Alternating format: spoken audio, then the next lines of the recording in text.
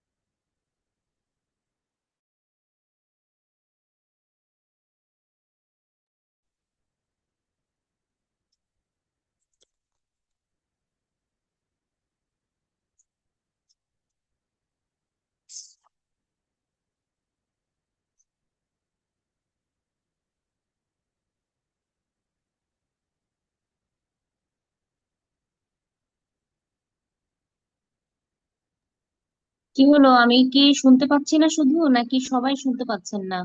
না, স্যারেই non stop আছে, স্যারেই stop আছে, স্যারে বলবে। স্যার ফোন ধরেছেন, স্যার ফোন রিসিভ করছেন একটা। Phone receive.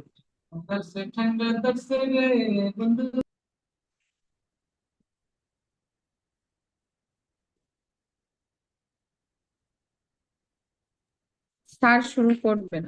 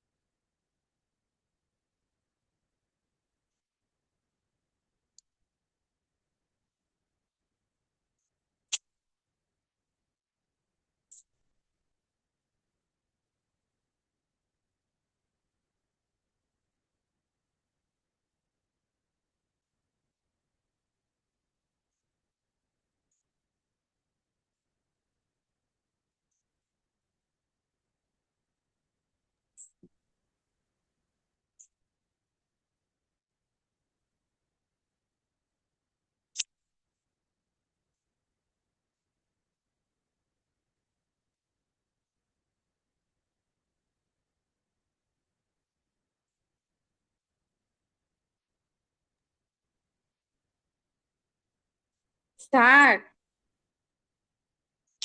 স্যার আসে না এখন। আমি একটু মোবাইলে কথা বলতেছি, একটু একটু। জি স্যার। স্যার আছে, লাইনে আছে, স্যার লাইনে আছে।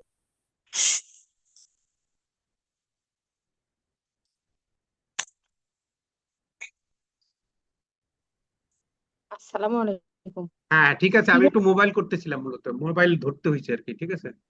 আচ্ছা ঠিক ঠিক আছে, আছে তাহলে স্যার। আমরা যেখানে ছিলাম, কাজী নজরুল ইসলাম থেকে আমাদের প্রশ্ন আসে, পিতার নাম, বংশ পরিচয় এগুলো আসে। ঠিক আছে, দুখু মিয়া তার নাম, পিতামহ কাজী আমিনুল্লাহ, পুত্র কাজী ফকির আহমেদ, দ্বিতীয় পুত্র, দ্বিতীয় পত্নী জায়েদা খাতুনের ষষ্ঠ সন্তান সে। ঠিক আছে, এই তথ্যগুলো আমাদের জানতে হবে। আর 1908 সালে তার বাবা মা যখন মারা যায়, হ্যাঁ বাবা মারা যায়, তখন তার বয়স ছিল মাত্র 9 বছর। ওই যে, আর 12 বছর বয়সে সে গ্রামের যে লেটোর গানের দলে যোগ দেয়। তার সাহিত্য সূচনা হয় সেখান থেকে মূলত। আর বাংলার ইতিহাসে তিনি বিদ্রোহী কবি নামে পরিচিত, আর আধুনিক বাংলা জগতে বুলবুল খ্যাত নামে পরিচয় তার আছে, আর একটা পরিচয়।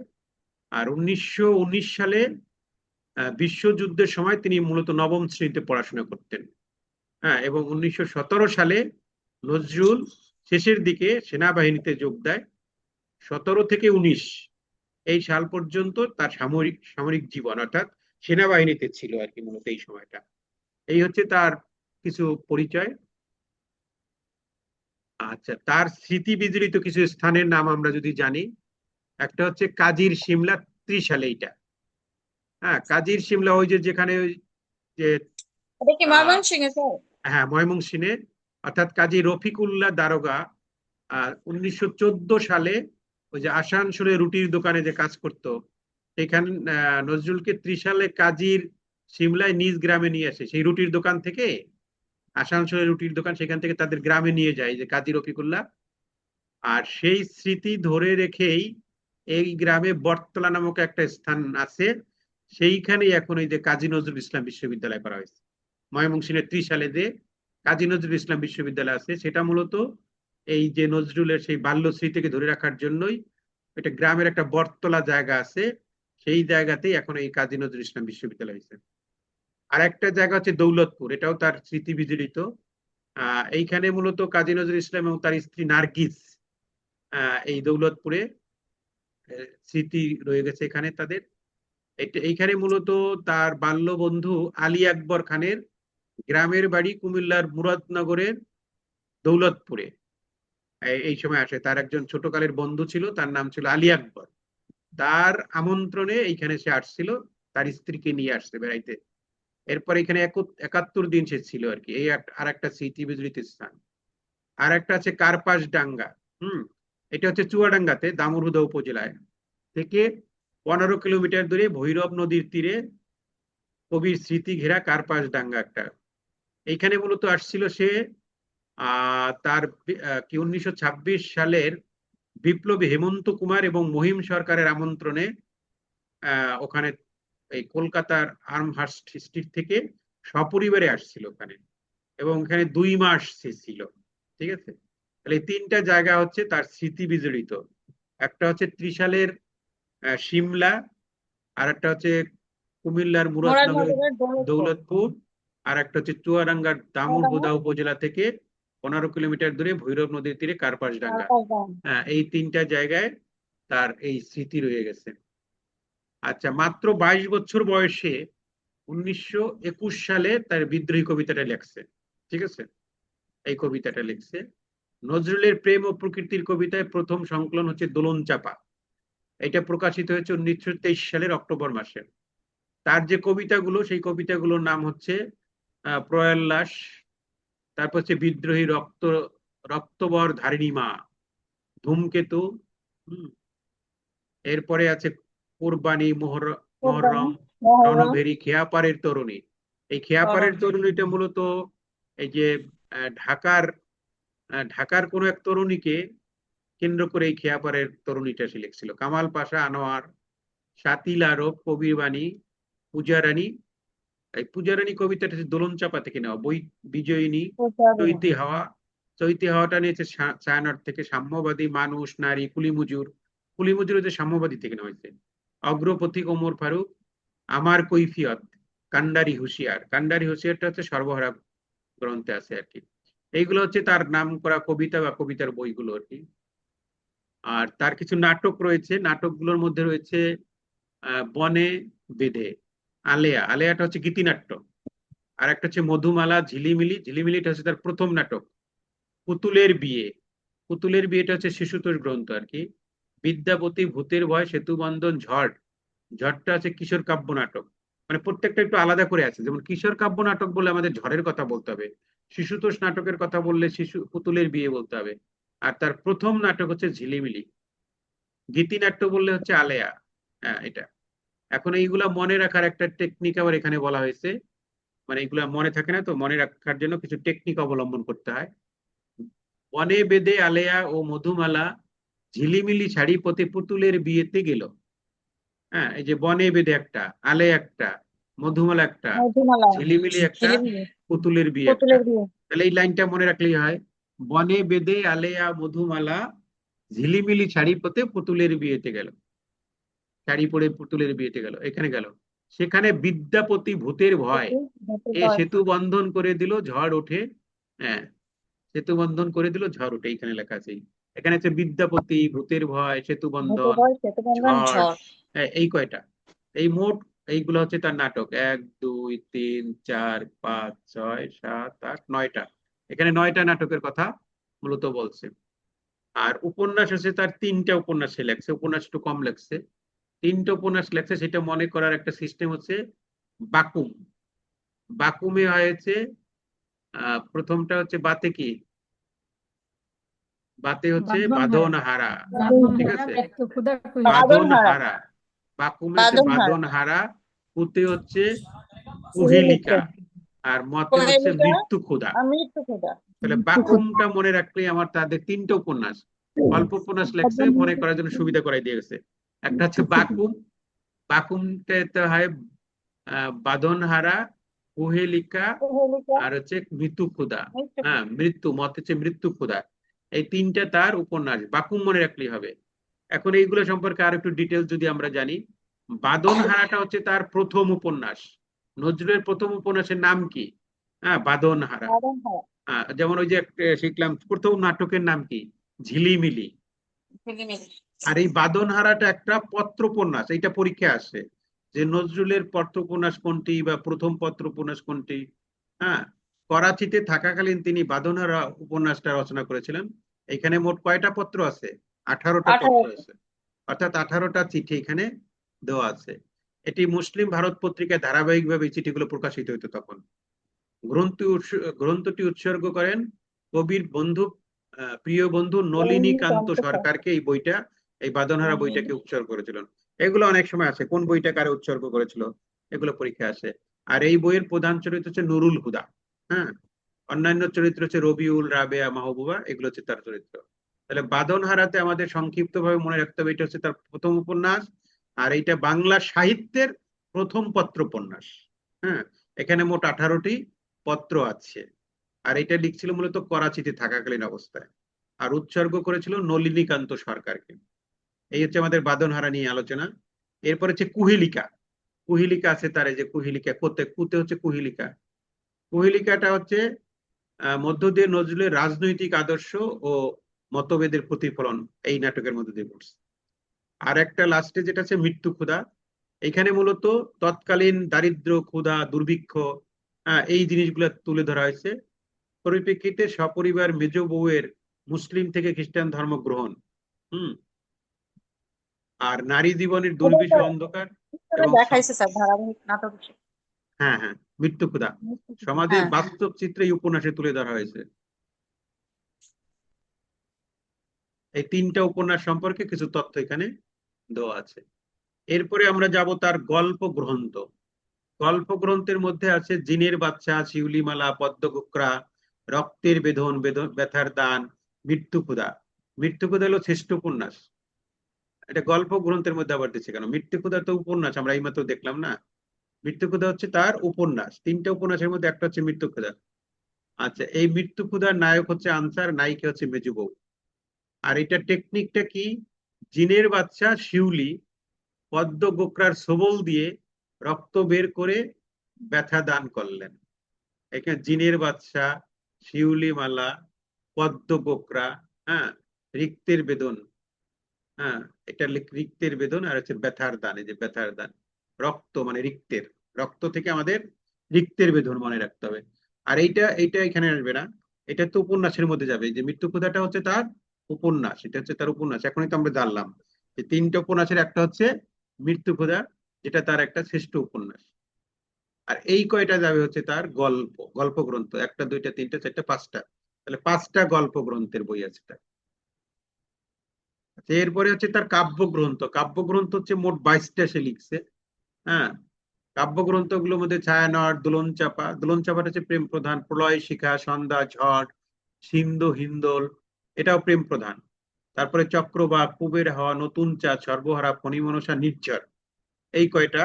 আর এছাড়া আরো আছে। এরপরে হচ্ছে অগ্নিবীণা, বিষের বাসী, সাম্যবাদী, জিঞ্জির, ভাঙার গান, শ্বেত সওগাত, মরুভাস্কর, এটা হলো জীবনী কাব্য যেটা। চিত্তনামা, এটাও জীবনী কাব্য। সাত ভাই চম্পা, ঝিঙে ফুল। ঝিঙে ফুলটা হচ্ছে শিশুতোষ গ্রন্থ। এই এই এইখানে মোট 22টা কাব্যগ্রন্থের কথা এখানে বলা হয়েছে। এখন এখানে আরো কিছু তথ্য আছে যে কোন সালে কোন বইটা প্রকাশিত হয়েছে। যেমন দোলন চাপা যেটা আমরা জানি, দোলন চাপাটা এই যে এইটা, দোলন চাপাটা হচ্ছে 1923 সালে। আর বিষের বাসী যেটা, এটা হচ্ছে 24 সালে। ভাঙার গান হলো 24 সালে। ছায়ানট 25 সালে। হ্যাঁ, চিত্তনামা 25 সালে। সাম্যবাদী 26 সালে। বুবের হাওয়া 26 সালে। সর্বহারা 26 সালে। সিন্ধু হিন্দোল 27 সালে। আর জিঞ্জির হলো 28 সালে। প্রলয় শিখা 30 সালে। স্বগত হচ্ছে 58 সালে, 1958 সালে শেষের দিকে এগুলা লিখছে আর কি। এখন এই যে কাব্যগ্রন্থগুলো আছে, এই কাব্যগ্রন্থগুলো মনে করার একটা সিস্টেম এখানে লেখা আছে। সেটা হচ্ছে ছায়ানটের দোলন চাপা, এক প্রলয় শিখা সন্ধ্যায়, ঝড়ের বেগে, সিন্দুর চক্রবাকে পুবের হাওয়ায়, নতুন চাঁদ দেখতে গেলেন, সর্বহারা, ফণী ও নির্ঝর, অগ্নিঝরা ও বিষের বাসিতে, সাম্যবাদী ও জিঞ্জিরে, ভাঙার গান শোনালেন। ঠিক আছে, এইটা দিয়ে অনেকগুলো মনে রাখা, যেমন ছায়ানট, দোলন চাপা, প্রলয় শিখা। হ্যাঁ, তারপর হচ্ছে ঝড়, ঝড় একটা। তারপরে হচ্ছে সিন্ধু, হুম, চক্রবাক যেটা আর কি, চক্রবাক আছে। সিন্দুর মানে সিন্ধু হিন্দোল যেটা, এটা। পুবের হাওয়া, তারপরে নতুন চাঁদ, এই যে পুবের হাওয়া, নতুন চাঁদ। তারপরে হচ্ছে সর্বহারা, ফণিমনসা, সর্ব নির্ঝর, অগ্নিবীণা, বিষের নির্ভর বাসী, সাম্যবাদী, জিঞ্জির, এই সবগুলো আছে মোটামুটি। এখানে 22টা তার কাব্যগ্রন্থ কথা পাওয়া গেছে বা জানা যায়। এরপরে তার কিছু নিষিদ্ধ গ্রন্থ আছে, এগুলো পরীক্ষায় আসে যে নিচের কোনটি নজরুলের নিষিদ্ধ কাব্যগ্রন্থ। এবং এইটার পিছনে কিছু ইতিহাসও আছে। সেই ইতিহাসগুলো দিয়ে মনে রাখলে বেশি মনে থাকে। নিষিদ্ধের মধ্যে যেমন বিষের বাসী, প্রলয় শিখা, এগুলা হচ্ছে এর মধ্যে কয়েকটা আছে যে রাজনৈতিক কারণে তাকে কারাবরণ করতে হয়েছে, পরবর্তীতে ওইগুলো তার সরকার নিষিদ্ধ করে দিয়েছিল তখন। এটা মনে রাখার সিস্টেম হচ্ছে বিপ্রভা। বিতে হলো বিষের বাসী, পোতে হচ্ছে প্রলয় শিখা, ভাতে হচ্ছে ভাঙার গান, এই তিনটা। আর অগ্নিবীণা নিয়ে একটু সমস্যা আছে, মতভেদ আছে। অনেকে অগ্নিবীণাকে নিষিদ্ধ গ্রন্থ বলছে, আবার অনেক জায়গায় এটা নিষিদ্ধ গ্রন্থ বলে নাই। ডক্টর সুশীল কুমার নজরুল চরিত মানুষ গ্রন্থে অগ্নিবীণাকে নিষিদ্ধ হওয়ার কথা জানিয়েছেন। আর রক্তাম্বর ধারিণী মা কবিতার জন্য অগ্নিবাণী নিষিদ্ধ হয়েছিল। অর্থাৎ এই অগ্নিবাণীতেই একটা কবিতা ছিল, রক্তাম্বর ধারিণী মা, এইটা লেখার কারণে এই অগ্নিবাণীটাকে নিষিদ্ধ করা হয়েছিল। এই কথাটা জানা যায় হচ্ছে ডক্টর সুশীল কুমার তার যে নজরুল চরিত নিয়ে লিখেছিল, সেই গ্রন্থে তিনি এই কথাগুলা উল্লেখ করেছেন।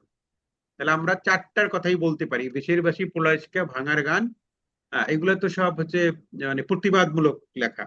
এই প্রতিবাদমূলক লেখার কারণে তৎকালীন সরকার বা শাসক গোষ্ঠীর রোষানলে পড়েছিলেন তিনি, এবং পরবর্তীতে সেই কারণে এই গ্রন্থগুলোকে ব্যান করে দেওয়া হয় বা নিষিদ্ধ করে দেওয়া হয়।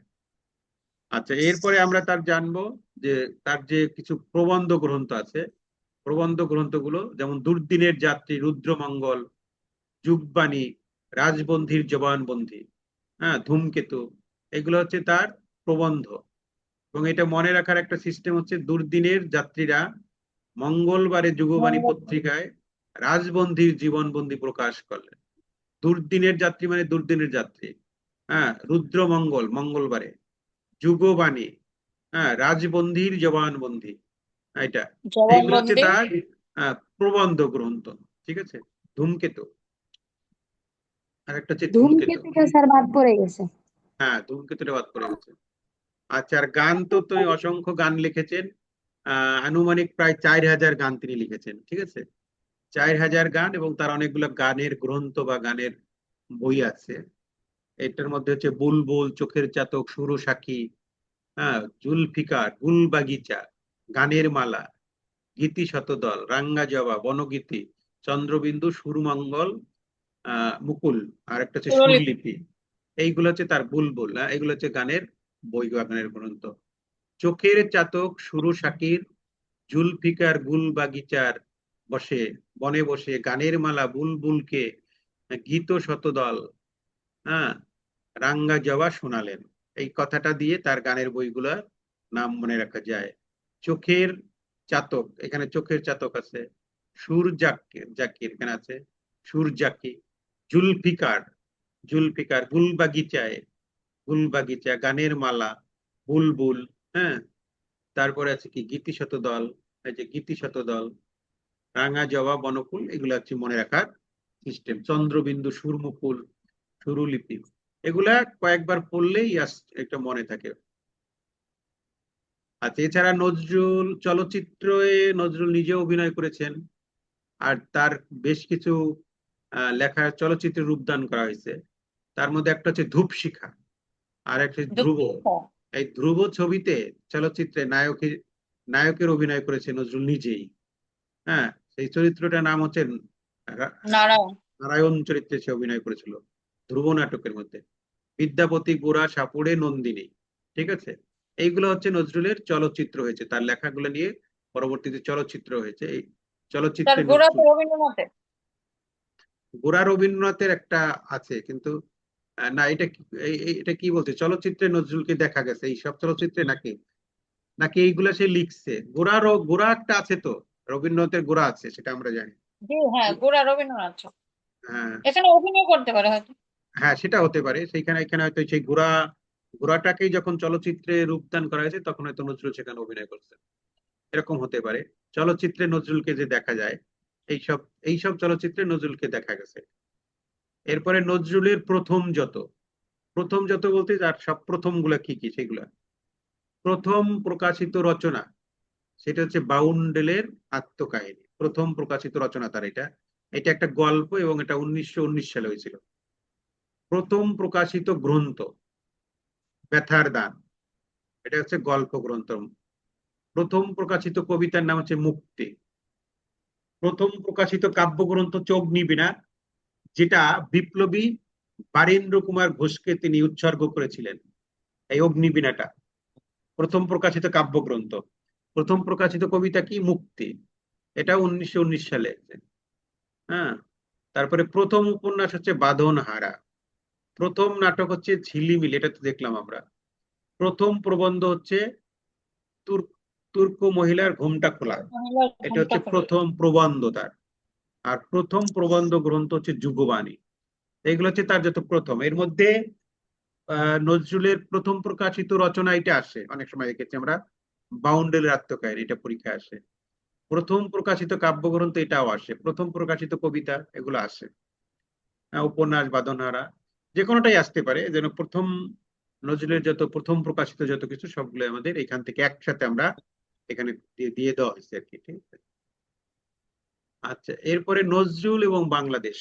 নজরুল তো পরবর্তী শেষ জীবনে বাংলাদেশে চলে আসছিল, এবং এখানে মূলত 43 বছর বয়সে, অর্থাৎ 1942 সালে সে বাক শক্তি হারায়, মানে কথা বলতে পারে না। অর্থাৎ সে তখন শুধু আকার ইঙ্গিতে সবকিছু দেখাইতো। হ্যাঁ, বাক শক্তি হারিয়ে ফেলে।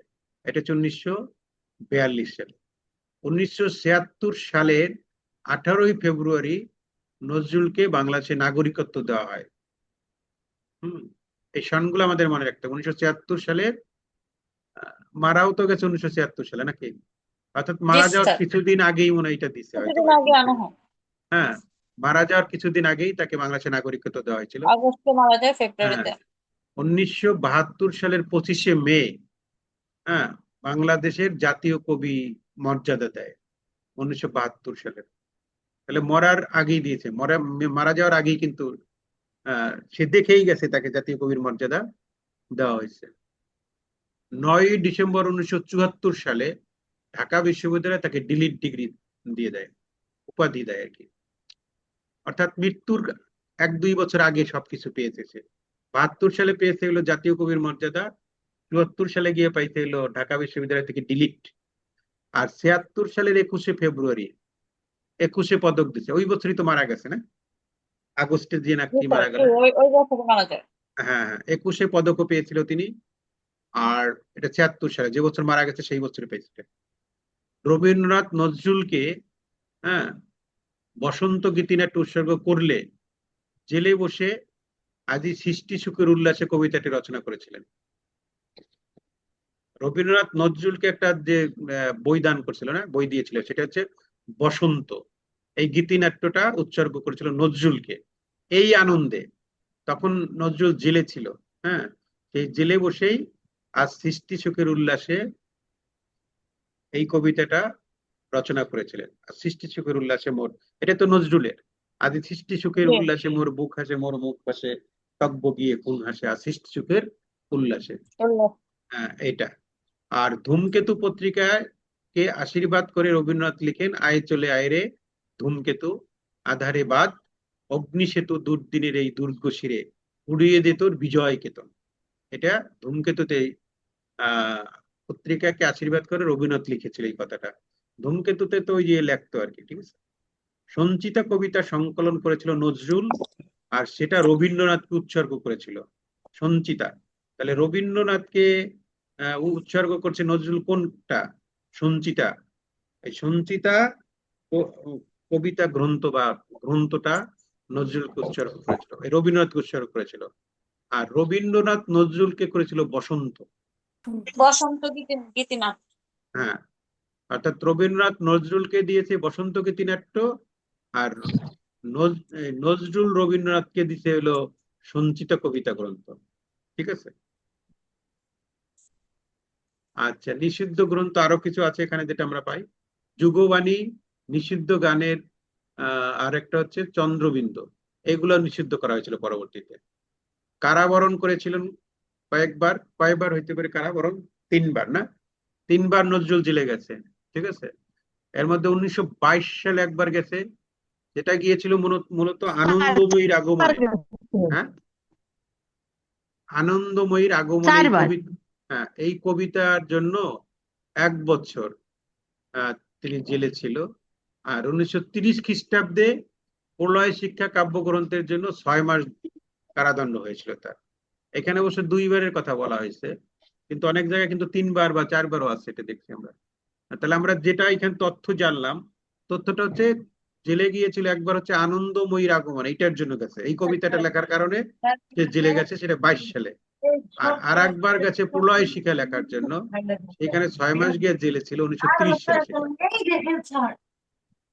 সেটা, ঠিক আছে। এরপরে যেগুলো আছে, আরো যে বিষয়গুলো আমরা জানতে হবে, সেগুলো হচ্ছে নজরুলের প্রথম কবিতা প্রলয়োল্লাস, সেটা তো বলছি। দ্বিতীয় কবিতা হচ্ছে বিদ্রোহী, আর তৃতীয় কবিতা হচ্ছে রক্তাম্বর ধারিণী মা, যেগুলো অগ্নিবীণা কাব্যগ্রন্থে আছে, ঠিক আছে।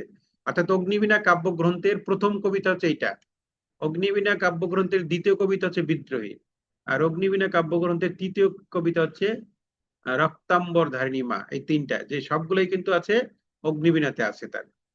হ্যাঁ, আর গ্রন্থটি তাকে দান করেছিল কাকে?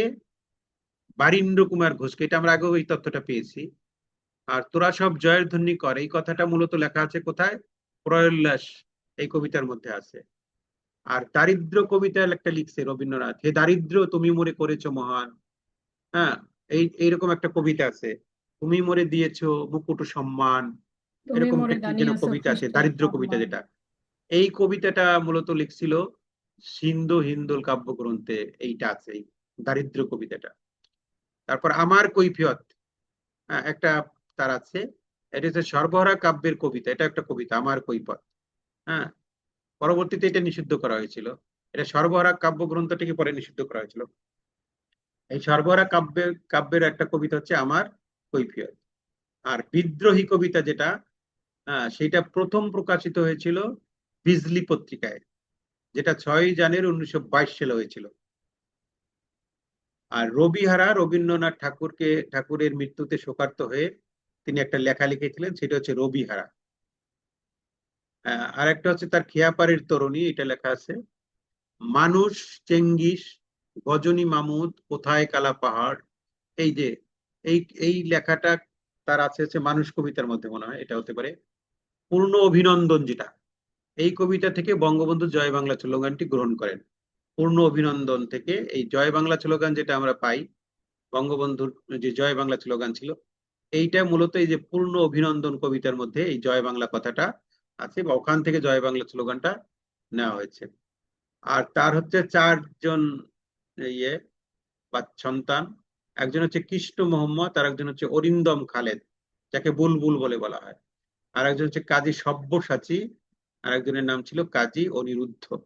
এই তার তার 4 সন্তান যাকে বলি আমরা।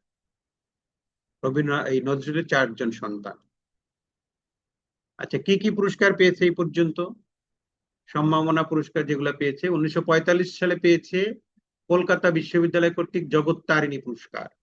এটা আসে এইপরে, এইটা জগত্তারিণী কথাটা কত সালে পেয়েছে, কোন বিশ্ববিদ্যালয় দিয়েছে, এটা আসে পরীক্ষায়। আর ভারত সরকার কর্তৃক তাকে একটা পদ্মভূষণ উপাধি দেওয়া হয়েছিল। পদ্মভূষণ এটা ভারত সরকার দিয়েছিল তাকে, কত সালে? 1960 সালে। আর 1970 সালে বিশ্বভারতী থেকে তাকে ডিলিট উপাধি দেওয়া হয়। আর ঢাকা বিশ্ববিদ্যালয় ডিলিট দিয়েছিল কত সালে? 73 সালে, যেটা আমাদের। 1975 সালে কবিকে 21শে পদক দেওয়া হয়। 76 সালে বাংলাদেশ সরকার নাগরিকত্ব প্রদান করেন। তখন থেকে তিনি মূলত বাংলাদেশের জাতীয় কবি। আচ্ছা, এই হচ্ছে তার প্রাপ্তি বা তার বিভিন্ন পদক বা সম্মাননা পুরস্কার যেগুলো পেয়েছে, সেগুলো আমরা জানলাম। স্যার নজরুল একটু আগে স্যার একটু আগে মনে হয় ডিলিট, ওইটা হইলো 76-এ শুনলাম। এখানে এর আগে যে চুয়াত্তরে প্রথম শুনছি সে পদক পেয়েছিল 1976 সালে। আর ঢাকা বিশ্ববিদ্যালয় ডিলিট দিয়েছিল 1974 সালের 9 ডিসেম্বর। এখানে এটা পেয়েছি আমরা এখানে। আবার ওখানে দেখলাম কত সালে, 73 সালে। কই, এই এখানে আছে 1974 সালে ডিলিট উপাধি, ঢাকা বিশ্ববিদ্যালয় 1974 সালে। ওই যে এখন দুই 73 জায়গায় সালে দু লেখা, ওই যে রকম দেখতে পাচ্ছি আমরা। এখানে পাই 74 সালে 9 ডিসেম্বর। আমার মনে হয় এইটাই মনে হয় হবে, এই যেহেতু এখানে সন উল্লেখ করে দেওয়া আছে ডিসেম্বরে 1974 সালে, এইটা আমাদের ধরে দেখতে হবে। তারপর আপনার নেটে সার্চ দিটা দেখে নেবেন মূল সালটা কোথায়। ঠিক আছে। আর 76 সালে 21শে ফেব্রুয়ারি 21শে পদক পেয়েছে, ওখানে ওই তথ্যটা আছে, অবশ্য সনটা লেখা নাই। 21শে পদক পেয়েছিল এখানে লেখা 1975 সালে 21শে পদক দেয়, আর ওখানে লেখা 76 সালে, না আগেরটায়। 21শে পদক 76-এ পেয়েছে বা 75-এ পেয়েছে, এটা একটা সনটা একটা, দুই জায়গায় দুটো দেখতেছি আমরা সন। এইখানে যেটা আছে এইখানে আছে 21শে পদক হচ্ছে 1976 সালের 21শে ফেব্রুয়ারি। আর ওখানে পাইলাম আমরা 1975 সালে।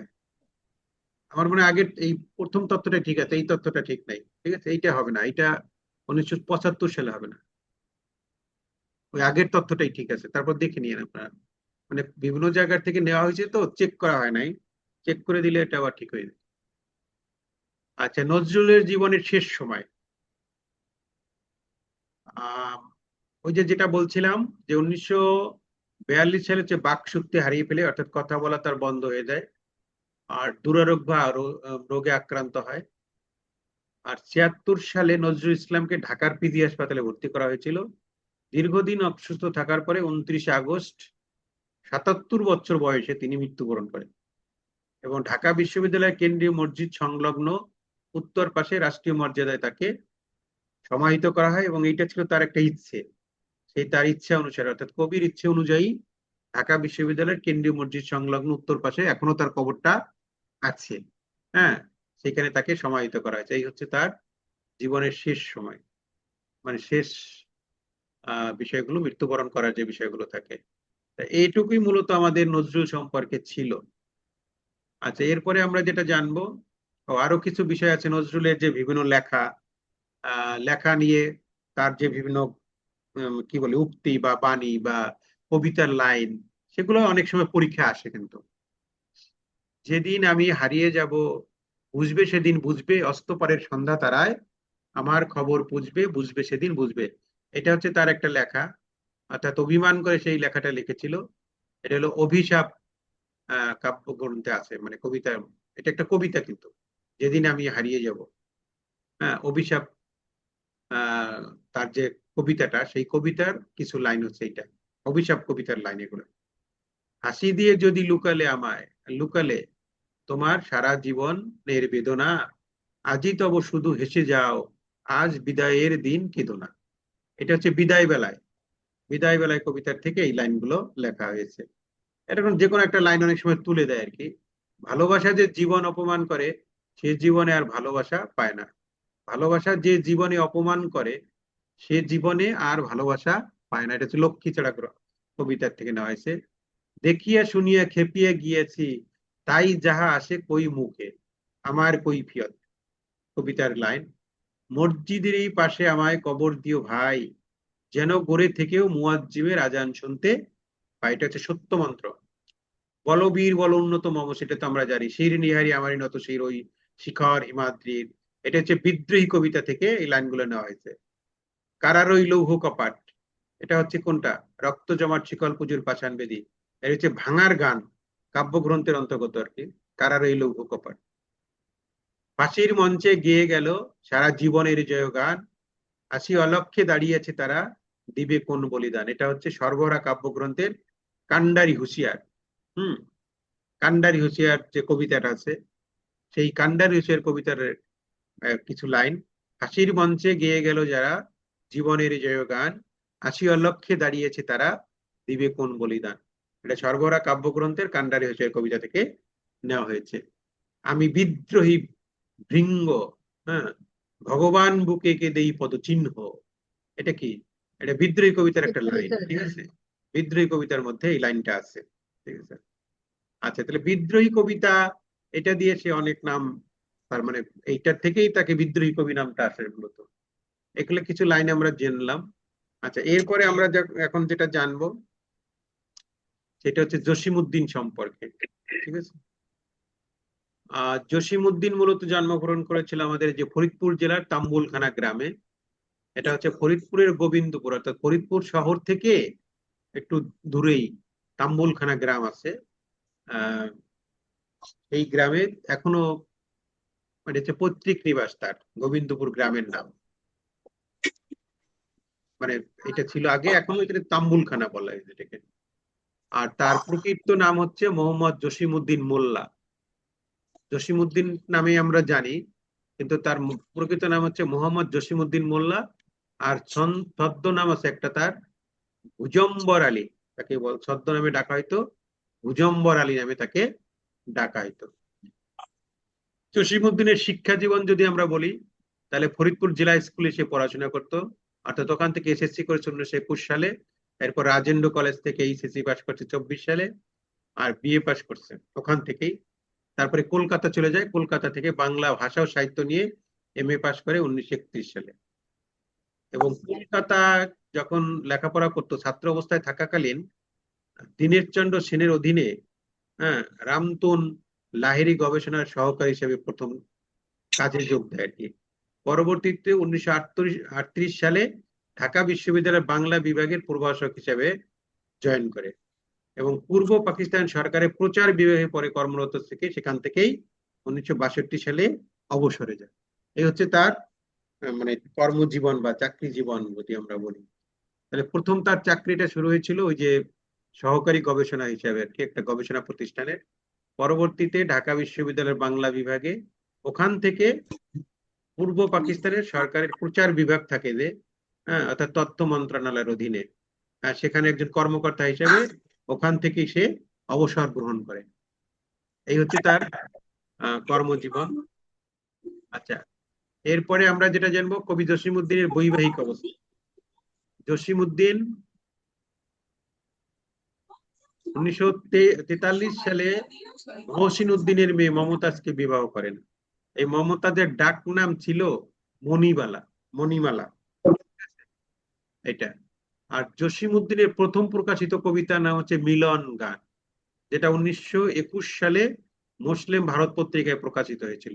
প্রথম কবিতার নাম, জসিমউদ্দিনের প্রথম কবিতার নাম হচ্ছে মিলন গান। আর তিনি কলকাতা বিশ্ববিদ্যালয়ের পল্লী গবেষক সংগ্রাহক পদে নিযুক্ত হয়েছিলেন। হ্যাঁ, এবং ডক্টর দীনেশ সেনের অধীনে তিনি কাজ করছেন ওখানে বসে কলকাতা বিশ্ববিদ্যালয়ে পল্লী গীতি সংগ্রাহক। এই জন্য তো তার পল্লী কবি তো বলা হয় তাকে, যেমন পল্লীর বিষয়গুলো নিয়ে, পল্লীর জীবনধারা নিয়ে তার সব লেখায় ফুটে উঠছে, এই জন্য তাকে পল্লী কবি জসিমউদ্দিন বলা হয়ে থাকে। আচ্ছা, জসিমউদ্দিনের সর্বাধিক বিখ্যাত কবিতা হচ্ছে কবর কবিতা। এই কবর কবিতা দিয়ে সে নাম করছে অনেক প্রচন্ড। এটা কল্লোল কবিতায় প্রকাশিত হয়েছিল 1925 সালে, কবর কবিতা। জসিমউদ্দিন একাদশ শ্রেণীতে যখন পড়াশোনা করতো থাকাকালীন অবস্থায় তার কবিতাটি প্রবেশিকা বাংলা সংকলন অন্তর্ভুক্ত হয়েছে, অর্থাৎ বইতে, মাধ্যমিক পর্যায়ের বইতে এই কবর কবিতাটা অন্তর্ভুক্ত হয় আর কি। তখন সে একাদশ শ্রেণীর ছাত্র থাকাকালীন অবস্থায় এইটা হয়েছে। তার মানে তারা কতটুকু মানে দুনিয়াত ছিল। কবর কবিতাটি রাখালি কাব্যের অন্তর্গ্রন্থ। এটাও কিন্তু পরীক্ষা আসে যে কবর কবিতা কোন কাব্যগ্রন্থের অন্তর্গত, সেটা হচ্ছে রাখালি কবিতার অন্তর্গত। জসিমউদ্দিনের প্রথম প্রকাশিত গ্রন্থ হচ্ছে রাখালি কাব্যগ্রন্থ। প্রথম প্রকাশিত কাব্যগ্রন্থ হচ্ছে রাখালি, যেটা কল্লোল কবিতায় 1927 সালে এই রাখালি এটা প্রকাশিত হয়েছিল, এই কাব্যগ্রন্থটা। আর রাখালি কাব্যগ্রন্থে মোট কবিতার সংখ্যা কয়টা? 19টা কবিতা আছে। এই রাখালি কাব্যগ্রন্থের মধ্যে 19টা কবিতা আছে। এটা হচ্ছে কবিতার বই আর কি। কি কি কবিতা আছে? যেমন রাখালি, কিশোরী, রাখাল ছেলে, কবর, পল্লী জননী, পাহাড়িয়া, গহীন গাঙ্গের নাইয়া, এইগুলা হচ্ছে তার ওই 19টা কবিতা ওই বইতে যে আছে, সেই বই থেকে কিছু কবিতা এখানে লিখে দেওয়া হয়েছে। ওই কবিতার বইয়ের মধ্যে যে কবর কবিতাটা ছিল, এই কবর কবিতাটাই কিন্তু ওখান থেকে নাম করা একটা কবিতা, এবং এটা দিয়েই তার মূলত সব জায়গায় তার নামটা ছড়িয়ে পড়ে এই কবর কবিতার মধ্য দিয়েই, যেটা কল্লোল কবিতায় প্রথম প্রকাশিত হয়েছিল। আচ্ছা, কবি জসিমউদ্দিনের রাখালি কাব্যগ্রন্থটি কাকে উৎসর্গ করেছিল? এটা হচ্ছে মানে অন্যতম একজন লেখকের অন্যতম একজন সহযোগী ছিল ডক্টর দীনেশ সেন, যার অধীনে সে প্রথম ওই যে পল্লী সংগ্রাহক হিসেবে কলকাতা বিশ্ববিদ্যালয়ে কাজ করেছিল। সেই ডক্টর দীনেশ সেনকে এই রাখালি কাব্যগ্রন্থটি তিনি উৎসর্গ করেছিলেন। জসিমউদ্দিনের দ্বিতীয় কাব্যের নাম হচ্ছে নকশিকাতার মাঠ, যেটা অনেক নাম করা, নকশিকাতার মাঠ, যেটা হচ্ছিল 1929 সালে। এই নকশিকাতার মাঠ জসিমউদ্দিনের কাহিনী কাব্য, এটা একটা কাহিনী কাব্য যা বিচিত্রা পত্রিকায় প্রথম প্রকাশিত হয়েছিল। অর্থাৎ যে কোনো লেখাই প্রথমে তো পত্রিকায় আসে, আসলে পত্রিকায় লেখা শুরু করে, পরে পত্রিকার লেখাগুলো নিয়েই পরে কাব্যটা হয়ে যায় আর কি। এবং প্রত্যেকটা কাব্যের একটা নাম থাকে, একটা কাহিনী থাকে, ওই অনুসারে এইটা যেমন ছিল যে নকশিকাতার মাঠ, এটা মূলত যে গ্রামের মহিলারা যে কাঁথা সেলাই, মানে কাঁথা নকশি দিয়ে মানে কাঁথা সেলাই করে, হ্যাঁ, সেই সেই তাদের কাহিনী, যখন কাঁথা সেলাই করে তখন তারা তাদের সুখ দুঃখের কথাগুলো বলে, সেই কাহিনী আর কি। সেটা দিয়ে নাম হয়েছে নকশিকাতার মাঠ। নকশি কাঁথায় সেই কাহিনীগুলো ফুটিয়ে তোলে হ্যাঁ, নকশার মাধ্যমে। দুরাগত স্যার যে এটা রাখালের, রূপাইকে নিয়ে যে কাহিনী হ্যাঁ রূপাই, হ্যাঁ জসীমউদ্দিন। এখানে আসবে, একটু সামনে আসবে হ্যাঁ, মনে হয়। দুরাগত রাখালের yes. বংশীধ্বনির মতো তোমার কবিতা পড়ে আমি কেঁদেছি। জসিমউদ্দিনের কবর কবিতা সম্পর্কে এই উক্তিটি কে করেছিলেন? ডক্টর দীনেশ সেন এই উক্তিটা করেছিলেন। দুরাগত রাখালের বংশী ধ্বনির মতো তোমার কবিতা পড়ে আমি কেঁদেছি। এই এই কবর কবিতাটা পড়ে এই উক্তিটা করেছিল ডক্টর দীনেশ চন্দ্র সেন। আর নকশিকাতার মাঠ কাহিনী কাব্যের ভূমিকা ও প্রচ্ছদ অঙ্কন করেছিলেন রবীন্দ্রনাথের ভ্রাতা অবনীন্দ্রনাথ ঠাকুর। এইটার প্রচ্ছদ সংকলন করেছিলেন বা কাব্যের ভূমিকাটা লিখে দিয়েছিলেন এই নকশিকাতার মাঠের।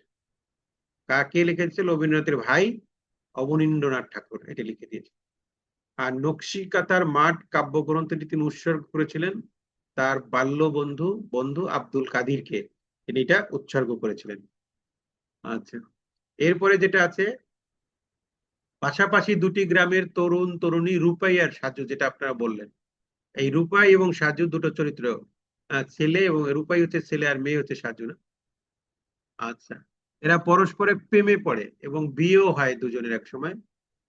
কিন্তু জমির ধান কাটা নিয়ে গ্রাম্য বিবাদে জড়িয়ে রূপাই খুনের দায়ে সংসার ছেড়ে ফেরারি হয়ে যায় আর কি। হ্যাঁ, এই সব কাহিনী নিয়ে এই নকশিকাতার মাঠ করা হয়েছে। হ্যাঁ, এদিকে সাজু নকশিকাতা সেলাই করে, হ্যাঁ, ও স্বামীর বিরহ গাথা বুনতে বুনতেই একসময় মৃত্যু হয়। ওই যে রূপাই তো ফেরারি হয়ে চলে যায় আর কি, ফেরারি হয়ে যায়, এখনো চলে যায়, তাকে আর খুঁজে পায় না। হ্যাঁ, সেই শোকে শোকে সে কি করতো, নকশিকাতা করতো, সেলাই করতো, আর স্বামীর বিরহ গাথা বুনতো আর কি। বুনতে বুনতে একসময় সেও মারা যায়, সাধু মারা যায়। এই সব কাহিনী নিয়েই এই কাব্যের নকশিকাতার মাঠ কাব্যের কাহিনী হচ্ছে এইগুলা। অর্থাৎ এখানে মূল চরিত্র হচ্ছে রূপাই আর সাজু। আর এটাকে পরবর্তীতে নকশিকাতার মাঠটা কিন্তু ইংরেজিতে করা হয়েছিল, এবং মিলফোর্ড এটাকে এই অনুবাদটা করেছিল আর কি, ইংরেজিতে অনুবাদ করছে। The field of the embroidered quilt নামে। এটা এটা 1929 সালে হয়েছিল। অর্থাৎ এই নকশিকাতার মাঠ তো 1929 সালে হয়েছে।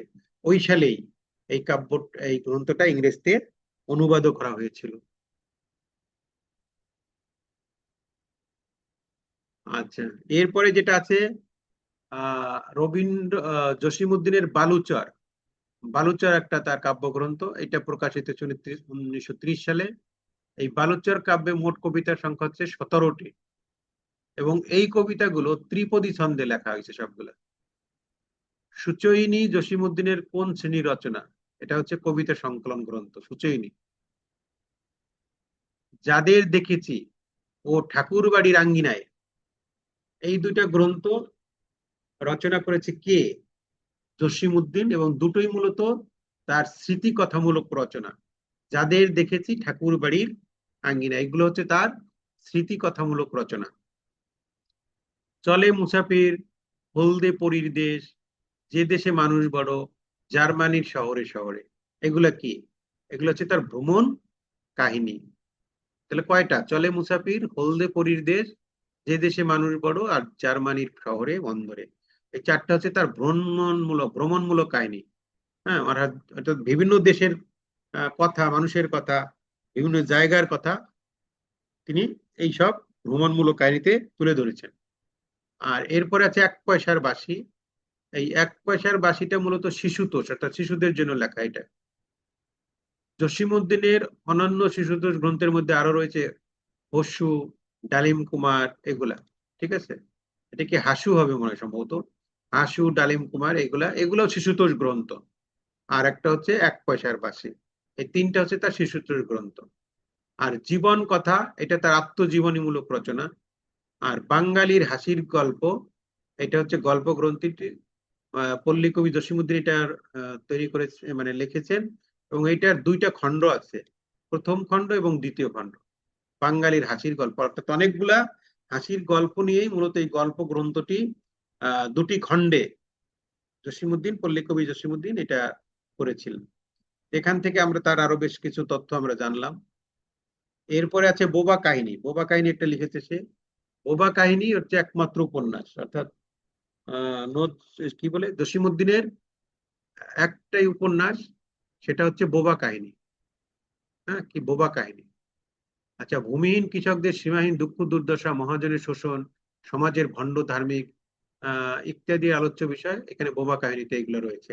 মানে বোবা কাহিনীর আলোচ্য বিষয় কি, বোবা কাহিনীতে কি নিয়ে বোবা কাহিনীটা লেখা হয়েছে? সেখানে মূলত ছিল ভূমিহীন কৃষকদের সীমাহীন দুঃখ দুর্দশা, আর মহাজনরা যে গরিবদের শোষণ করত সেইগুলা, সমাজের ভণ্ড কিছু ধার্মিক আছে, এই বিষয়গুলো নিয়ে বোবা কাহিনী তিনি লিখছেন।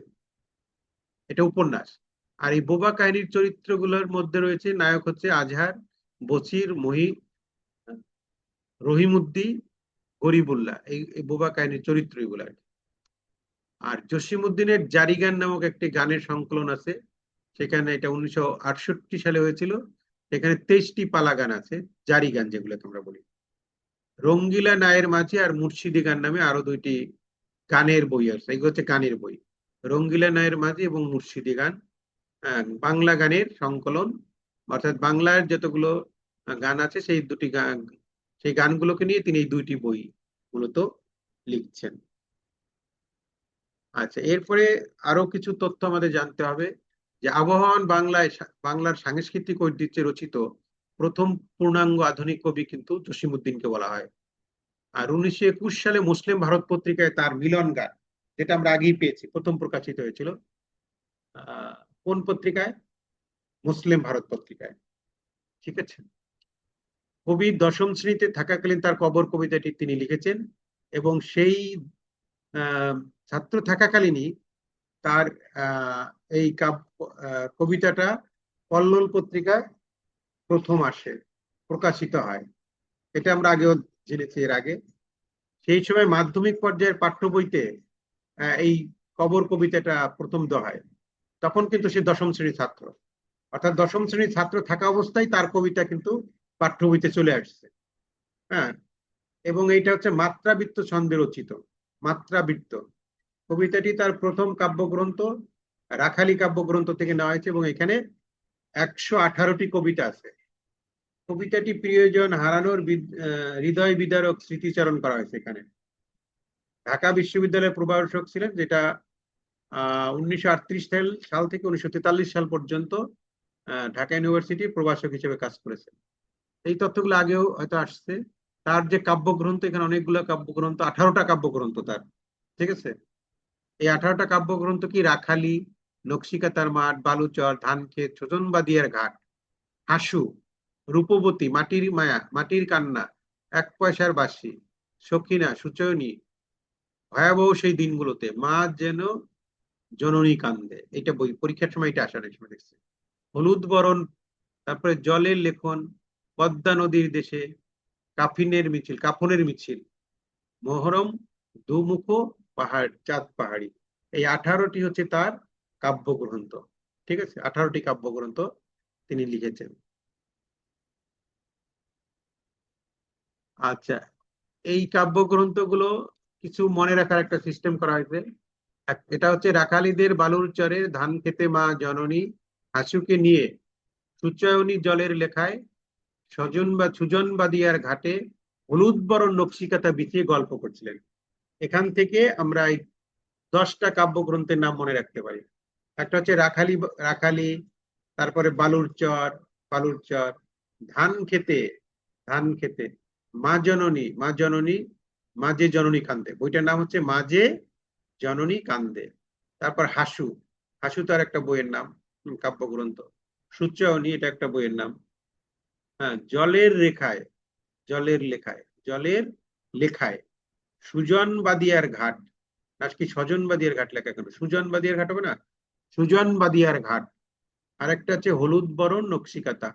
এইগুলো হচ্ছে তার ওই যে 18টা কাব্যগ্রন্থের কথা যে বললাম, তার মধ্য থেকে এখানে 10টা কাব্যগ্রন্থের নাম এই লাইনগুলো দিয়ে মনে রাখা যায়। নাটকের মধ্যে আছে পদ্মা পার, বেদের মেয়ে, মধুমালা, পল্লীবধূ, গ্রামের ছেলে, ওগো পুষ্পধনু, আসমান সিংহ। এগুলো হচ্ছে তার নাটক।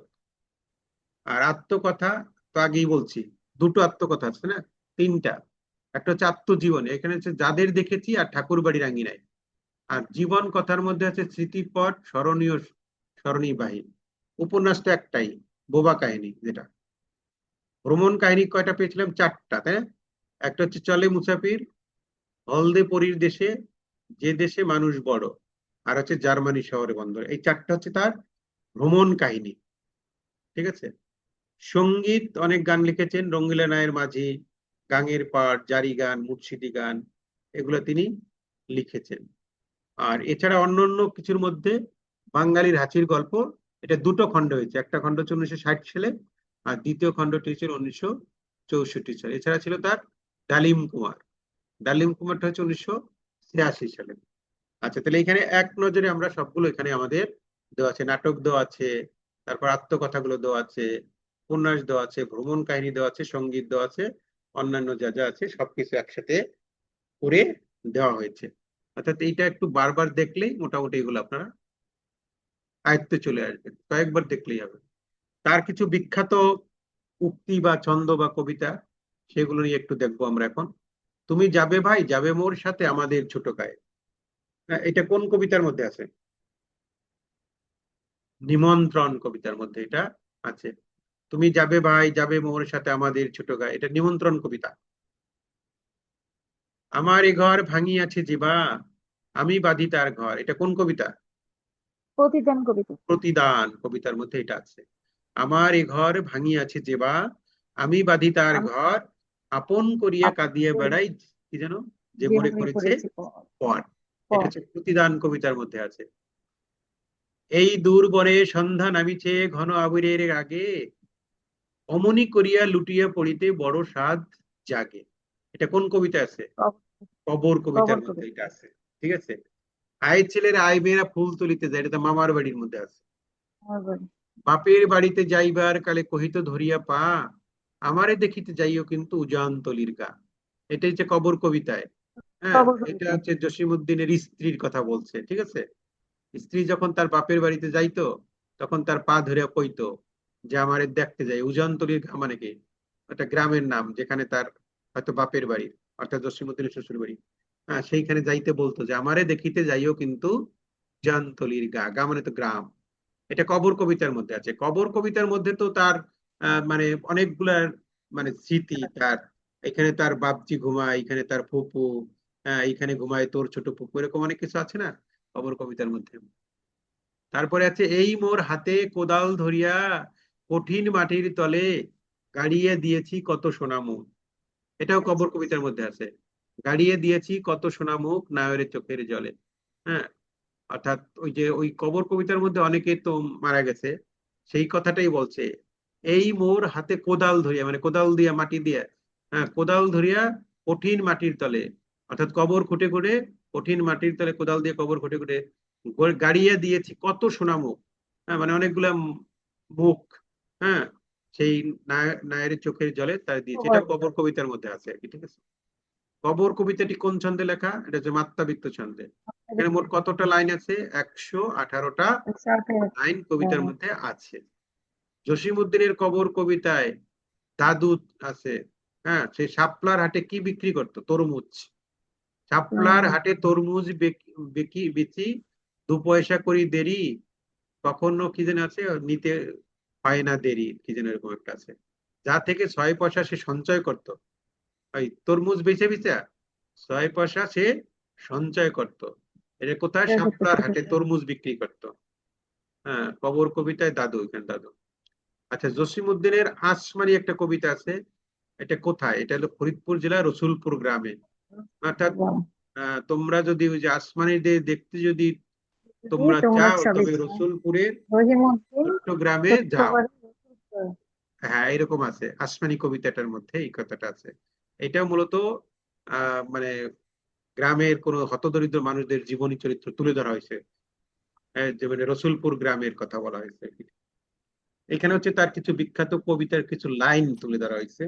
এগুলো কিন্তু আমাদের পরীক্ষায় অনেক সময় আসে।